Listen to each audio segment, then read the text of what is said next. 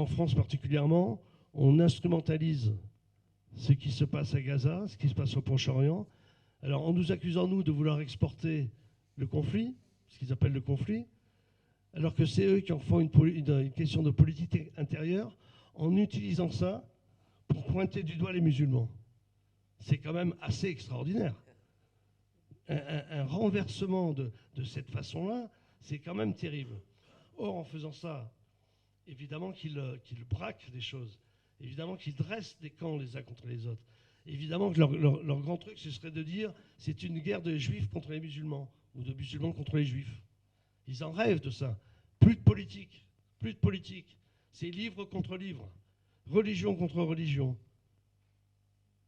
Et ça, à tout prix, il faut qu'on l'empêche. Parce qu'il faut bien qu'on montre que le projet de Netanyahou n'est pas un projet juif. Que le projet de Netanyahou est un projet israélien éminemment politique. Donc, et il faut qu'on soit clair sur ça. Et il faut qu'on redresse la tête. Après le 7 octobre, ça a été compliqué. Moi, je dois même vous dire que même à l'UMA, ça a été compliqué.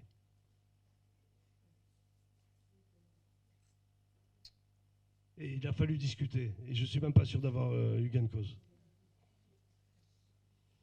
Donc cette bataille, elle est permanente.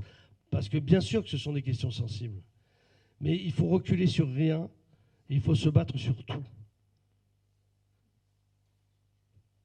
Parce que si on veut la création d'un État de Palestine aux côtés de l'État d'Israël, c'est maintenant qu'il faut intervenir politiquement.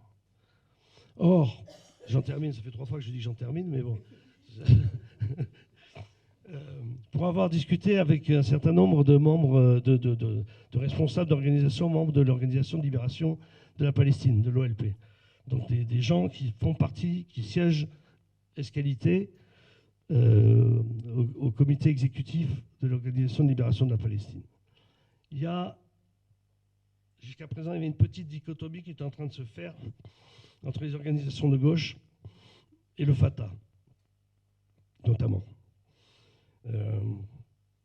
Parce que les organisations de gauche estiment qu'il convient aujourd'hui de se battre pour l'unité nationale palestinienne et de faire en sorte que le Hamas et le djihad islamique entrent dans l'Organisation de libération de la Palestine. Modulo, évidemment, comme disent les mathématiciens, modulo le fait qu'ils acceptent le programme de l'OLP. Mais on avance déjà sur ça. Quand je vous dis que un des responsables du Hamas, hier, dit « nous sommes prêts à reconnaître Israël », c'est une avancée considérable. Le Fatah l'a fait en 1988. Et quand il a reconnu l'État d'Israël en 1988, lors de son Conseil national palestinien qui s'était tenu en novembre à Alger, il avait encore dans sa charte la destruction de l'État d'Israël. Ce qu'a aussi le Hamas encore aujourd'hui. Ce qui n'est pas le problème.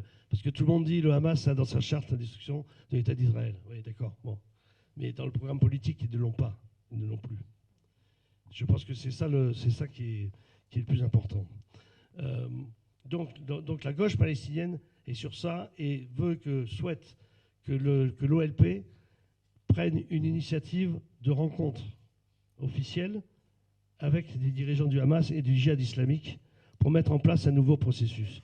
Si personne ne veut parler de ce qu'on appelle le jour d'après, c'est-à-dire après la guerre, il y a une chose est sûre, c'est que la gauche dit de toute manière, on ne pourra pas continuer comme avant. Il y aura un avant et après 7 octobre. Et que maintenant, c'est l'occupation ou la libération.